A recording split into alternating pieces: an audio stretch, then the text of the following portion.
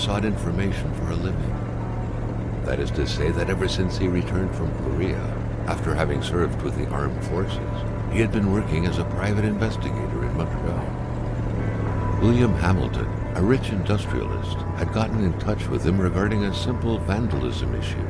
Nothing to write home about. Not worth hiring a private eye either, just so he can drive for hours on rough roads.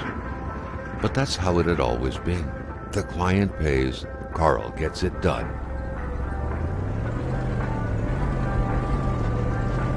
They had set up to meet at the general store, his client's business. Well, actually, the entire village had William Hamilton's name written all over it.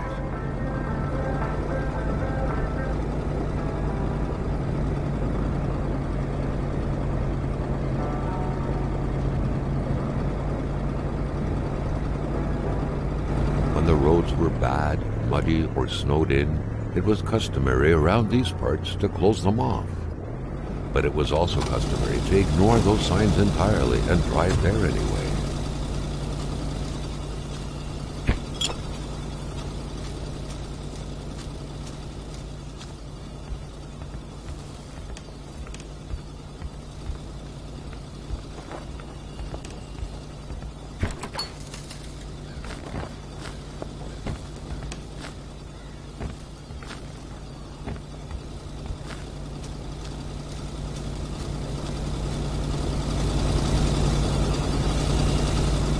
Hamilton never mentioned a road-blocking barrier.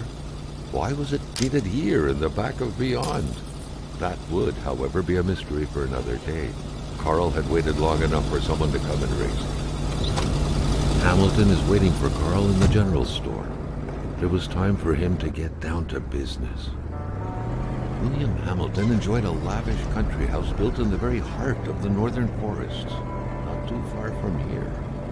The local populace was divided when it came to the affluent man. Some saw a wealthy philanthropist dedicated to improving the region's economy.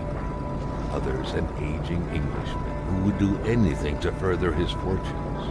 And those ones hated him enough to go on about scheming against him. Hamilton had recently acquired a few local businesses, but the last straw was the reopening of a mine, which gave rise to a wave of protests and threats from the Cree people. Given these circumstances, Carl reckoned that a good number of people must be feeling compelled to oppose Hamilton in one way or another. So far, only the industrialist's house had been a target, but soon enough, Carl thought, the target would become the man himself.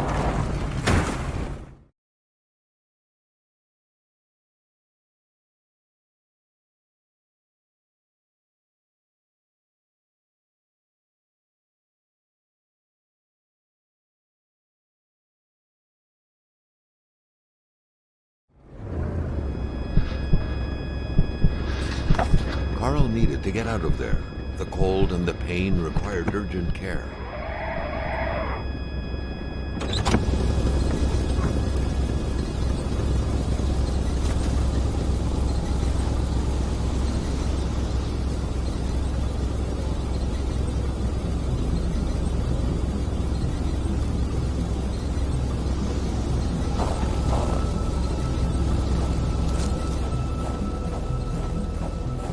The driver had taken off. It was still best to check it out and leave nothing to chance. Carl needed help. This deep in the country, his last hope was to find an abandoned garage or a farm by the roadside. His life depended on it.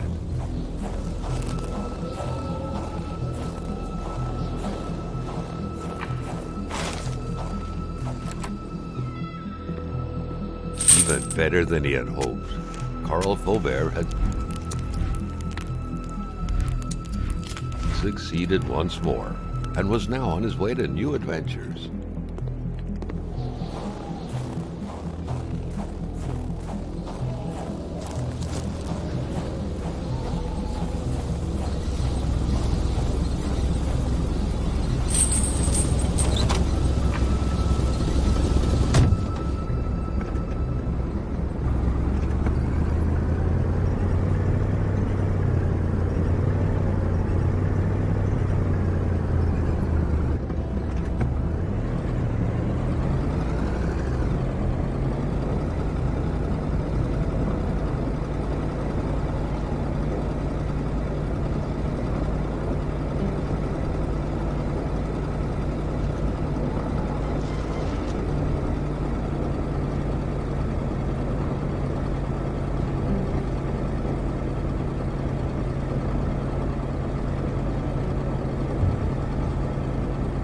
Spread out on a few acres of untouched forest, bellowing caribou, everlasting snow, and undefiled lakes.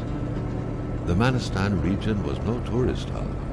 It was said to have been populated for millennia by Cree people, and ever since the industrial era, by the metal mining industry.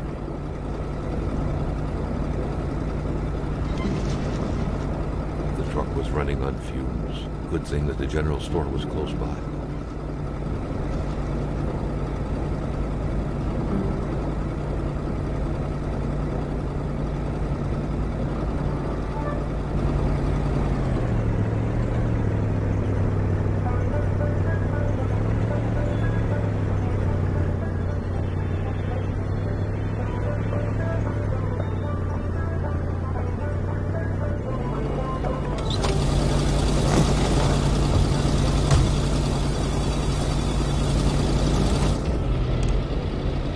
Carl had no trouble recognizing his employer.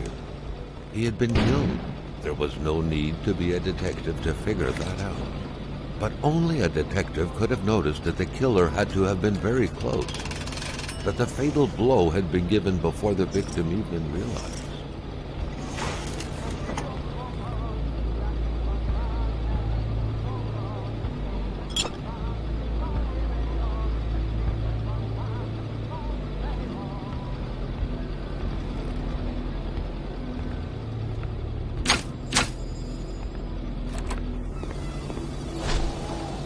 Maintaining his composure, Carl recalled something from his military training.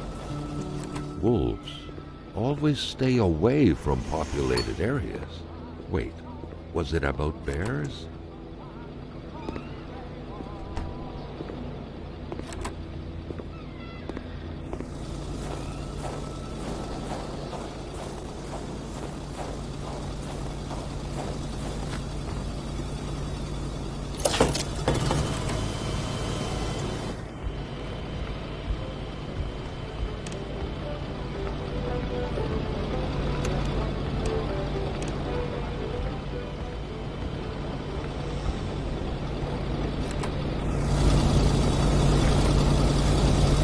The murder weapon.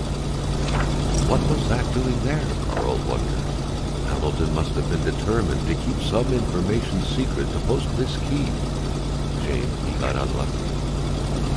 Everything made sense now. Poor Hamilton's denunciation was interrupted, and he figured it would be best to lock everything up and send the key to his correspondent, who would receive the box later on. Clever, but not enough. That's what happens to ordinary people playing spy. Carl didn't know where to go, but he had to find help, find a way to contact authorities. He had to search the village.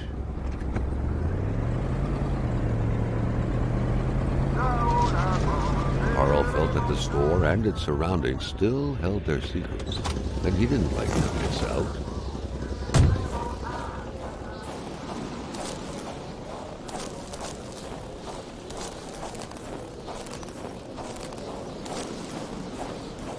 Carl wondered what the hell could that thing be.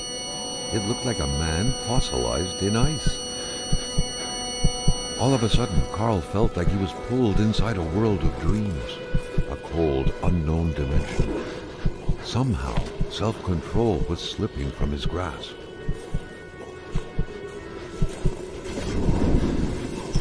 What could these engraved numbers mean?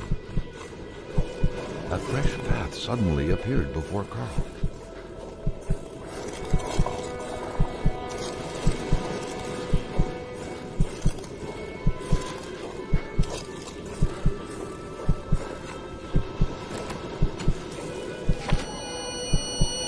Carl had that feeling you get when you immerse your frozen hands in hot water.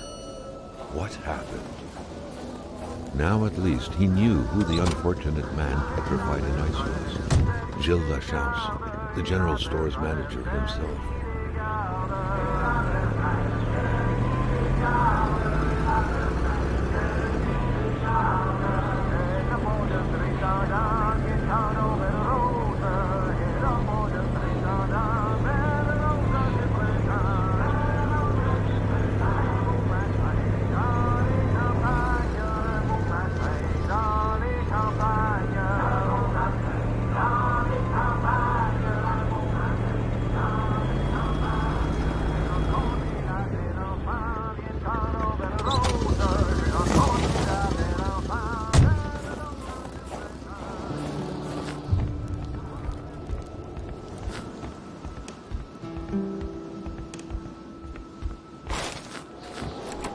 air was freezing, right down to the bone. Carl felt a cool, tingling sensation in his back. Another vision took over him. Something was hidden under the stairs. The man grabbed his rifle. Carl felt a sense of dread in him.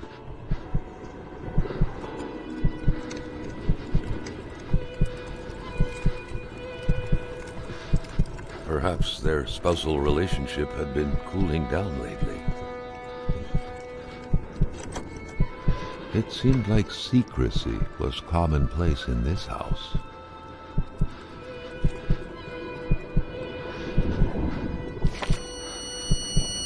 The vision's veil was lifted, and he was back to reality.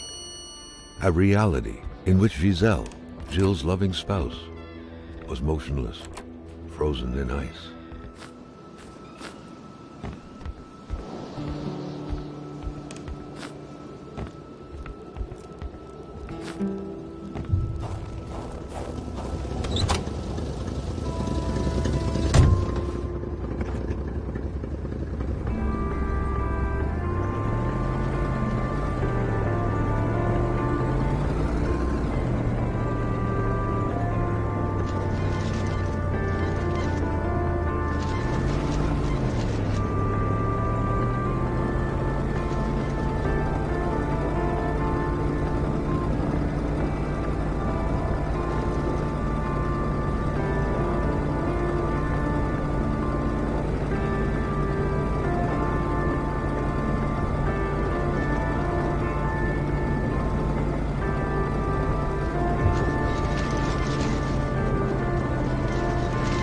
Carl felt that the store and its surroundings still held their secrets, and he didn't like to miss out.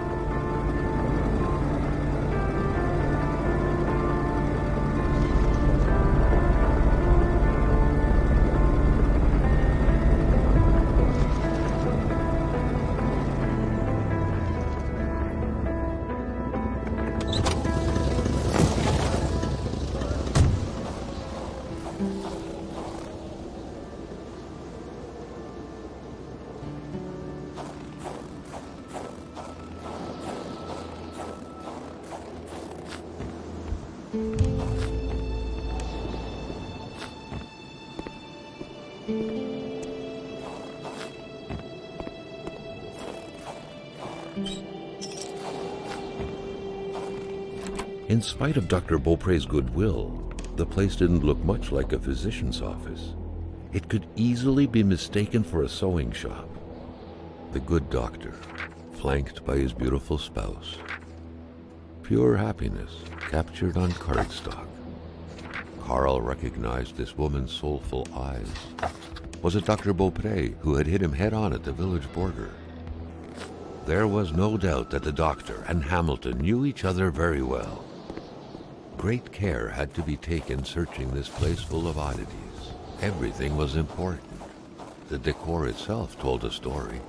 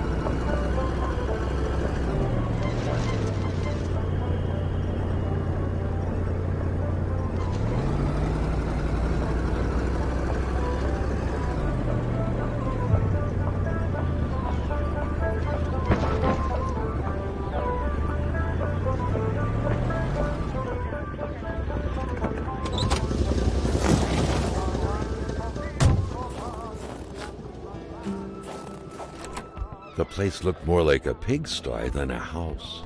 A heavy stench of curdled milk, cheap alcohol, and boiled cauliflower filled the air.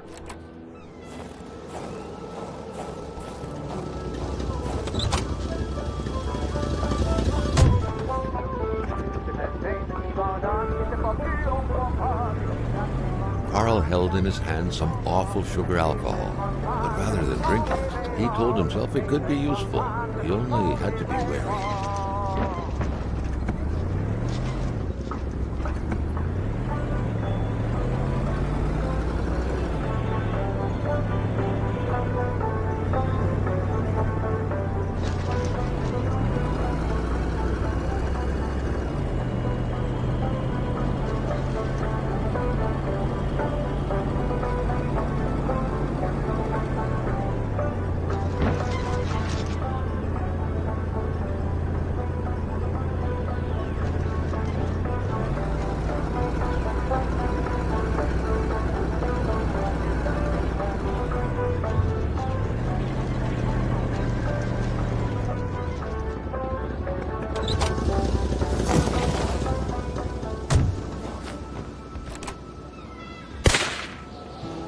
Mon bonhomme.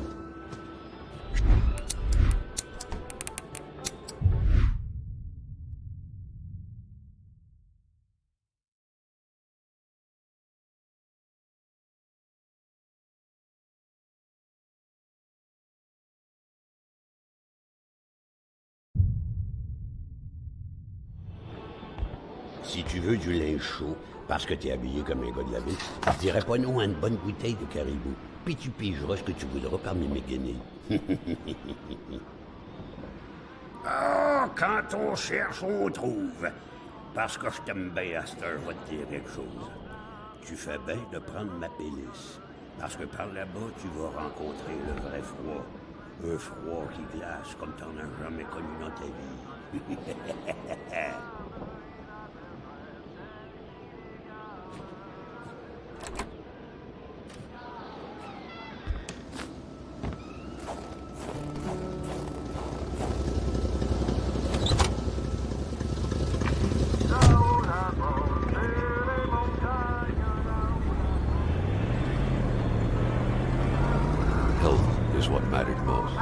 And the old man's coat made sure of that.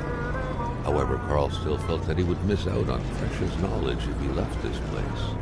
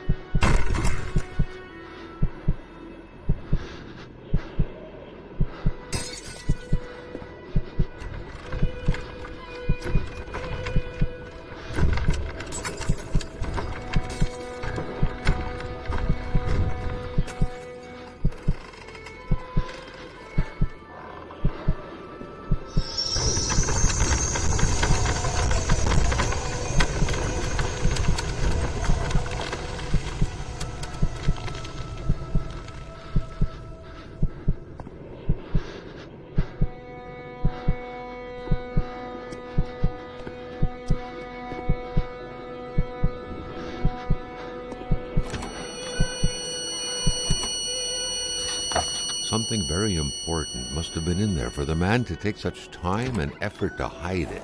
But Carl didn't know how to reach it.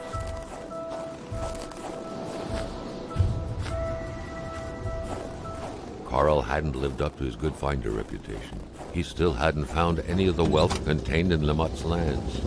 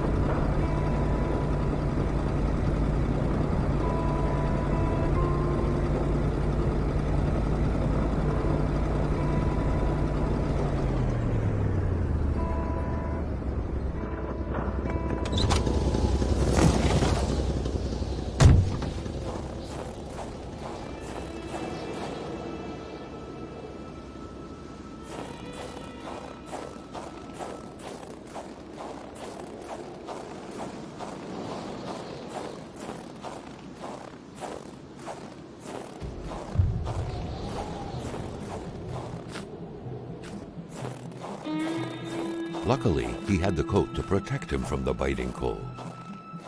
The cold seemed to be more brutal here than anywhere else. It seeped into bones and into every breath to get to the heart until it stopped. Carl needed to be dressed in warm clothes to survive.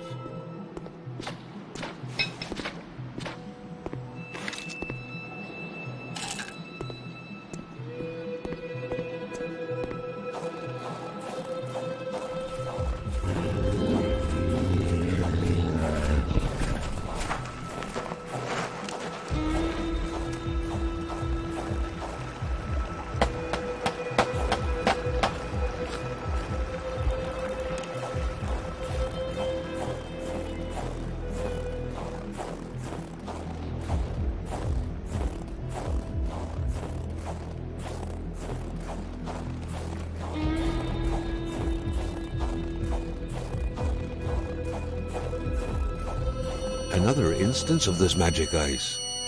What was this one doing, lying on the ground, so afraid? The plot thickened like water into ice. He had been running in fear from something creeping towards him, against which he couldn't do anything, only to end up like this, petrified and cold.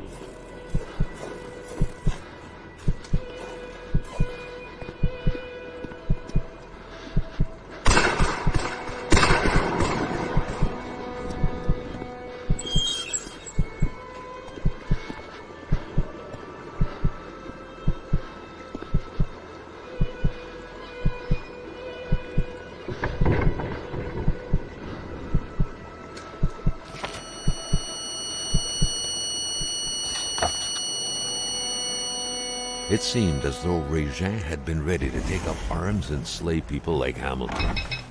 Could he have committed murder for his cause? Who could have gotten killed in front of his very eyes? Carl suddenly felt observed. He was worried about a presence around him.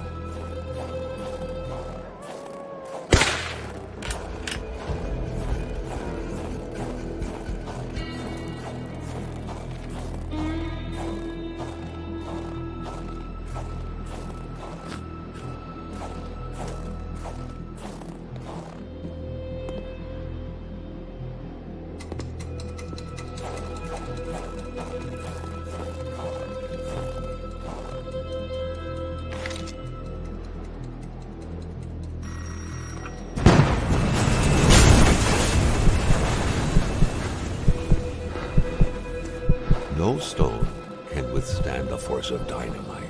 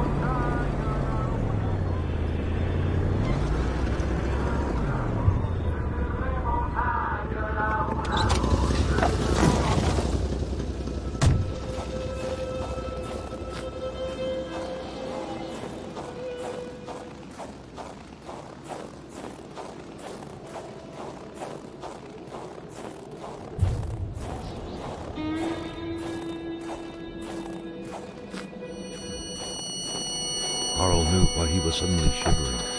He was going back to the realm of visions. Carl had no issue recognizing the spirit-like figures, but he couldn't figure out what they wanted from him. The phantom, freed of reality's shackles, vanished in the forest. Earlier, Carl had witnessed a tragedy that befell it. Another phantom disappeared in the wilderness. Carl had seen what happened to it too. A third phantom gently faded away.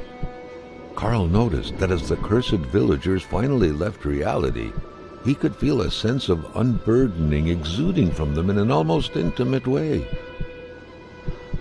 The last phantom, lost in solitude up until now, joined the others in the forest's darkness, free at last to enjoy an eternal, well-deserved slumber. Carl was only beginning to understand the horror which had struck his village. He understood that the dead were piling up and that he couldn't help them by himself. The road was clear for him. He needed to push further north, and fast, to find help.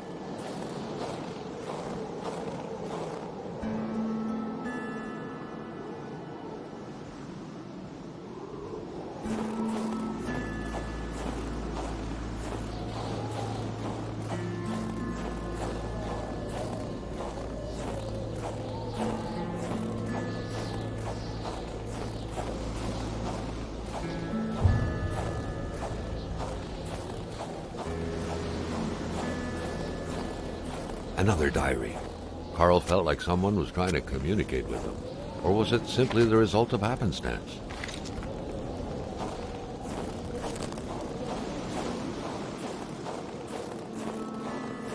Carl had found what he was looking for. He needed to get back on the road.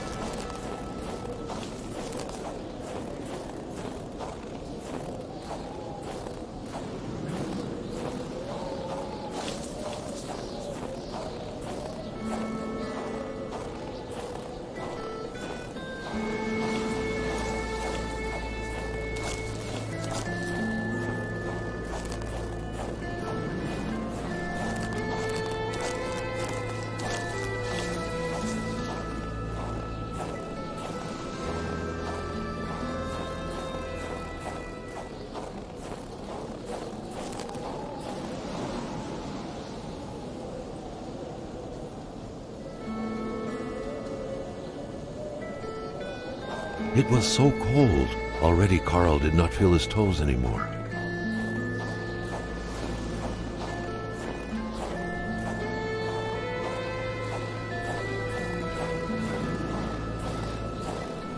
Two more victims of this ice plague. Carl felt a chill down his spine. What if he was next? Carl felt the strong pull of a vision overcome him.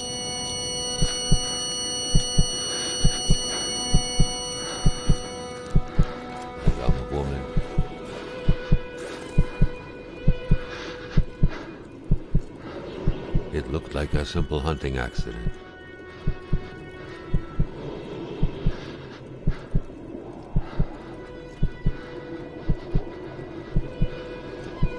There was Hamilton. Carl recognized him.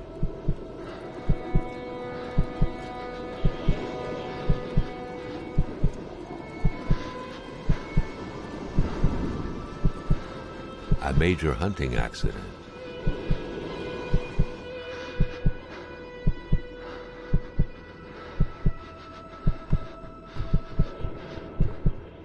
The doctor examined the young woman.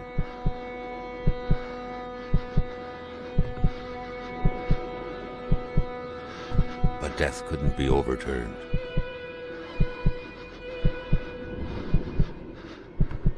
She was dead.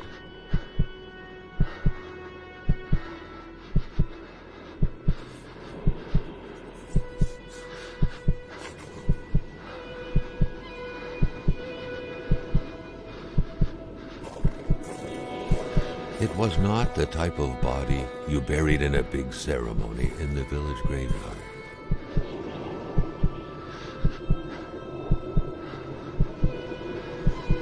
It had to be hidden. No one could know about this.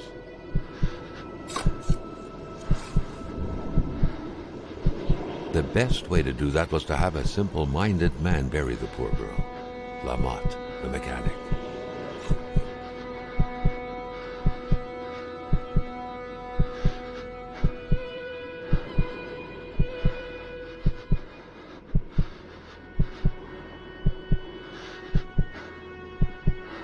The doctor denied the unfair death of the young woman, but Hamilton had him in his grips. Hamilton knew all of the poet's secrets and wouldn't hesitate to reveal them. I know all about your crimes, you little communist. You know mine. What a sordid affair.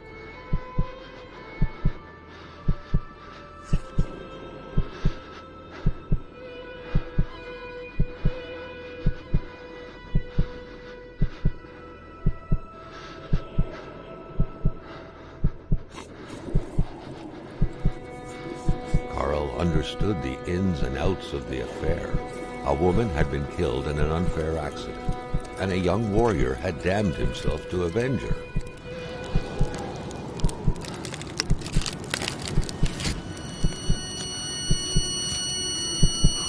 But Hamilton, the one responsible, had already been killed, and so the beast could not quench its thirst for vengeance. And now, recklessly, Carl had pulled the bolt from the beast's heart. A beast who was but a young free man lost without his fiancée, and who had, out of hatred, become Wendigo.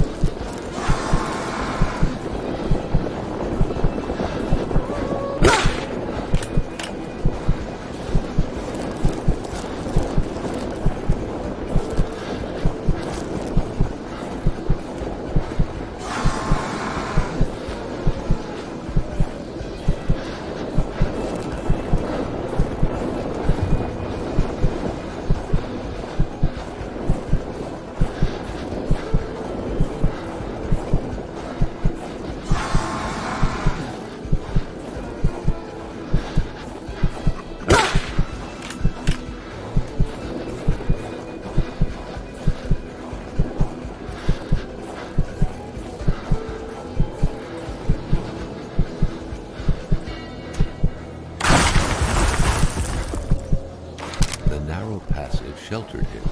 But for how long?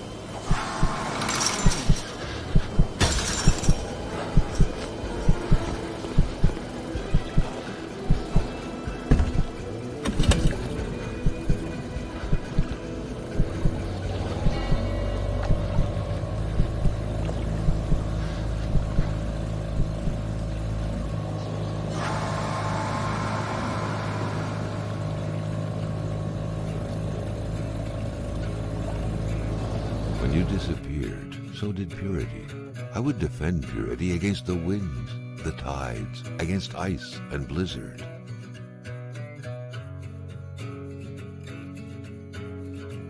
Could it be that all this was but a story of justice and vengeance? The soulful doctor, avenging his fiancée's unjust death by avenging this young woman as though she was his lover. Are these passionate feelings not precisely the kind of feelings that could cause a storm, petrify people deep inside, create monsters?